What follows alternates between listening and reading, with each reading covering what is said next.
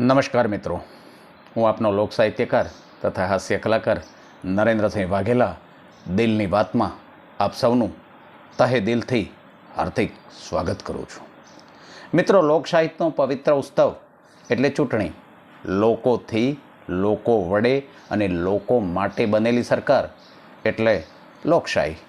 મિત્રો, આ સરકારમાં પાટીદાર અને ક્ષત્રિય આંદોલને સરકારને ઘેરી, પરંતુ સમગ્ર દેશને તમામ 562 રજવાડા દાન કરી દેનાર ક્ષત્રિયોને દેશ અને સરકાર જાણે સદંતર ભૂલી ગઈ હોય તેમ લાગે છે.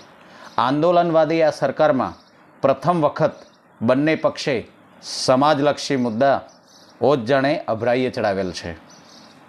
જો સરકારે ક્ષત્રિય આંદોલનને માન આપી કજિયાનું મોં કાળું સમજી વિવાદિત ઉમેદવારને બદલ્યા હોત તો શું વાંધો હતો?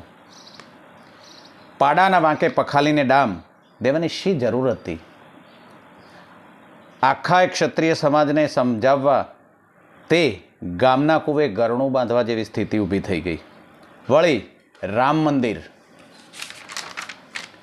યશ લઈ આખું એ વાતાવરણ રામમય બનાવનાર સરકારે રામચંદ્રની જેમ એમના જ વંશજો અને ગળથુતીમાં જ રાજનીતિ સાથે જન્મેલ દાતાર સમાજની કદર કરવાની જરૂર હતી.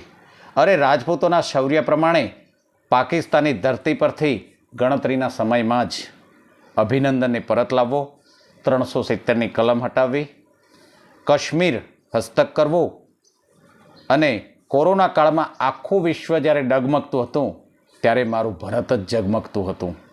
આખું વિશ્વ જ્યારે ડગમગતું હતું ત્યારે મારું ભારત ઝગમગતું હતું. પણ આપણો દેશ દીવડાઓથી ઝગમગતો હતો, એની કોઈકને કદાચ ઈર્ષા તો નહીં આવી હોય. આવી અભિનંદનને પાત્ર, યશ કલગીને પાત્ર સરકાર પોતાની જ ભૂલના કારણે નિંદાને પાત્ર બની ગઈ. આજે જેની વાહ વાહ કરતા એ જ લોકો આજે એને ગાળો દેતા થઈ ગયા. હવે આમાંથી સત્વરે બહાર આવી પ્રજાહિત તરફ દરેક રાજકીય પક્ષ આહ્વાન કરે એવી મારી નમ્ર અપીલ છે. ભારત માતા કી જય. ભારત માતા કી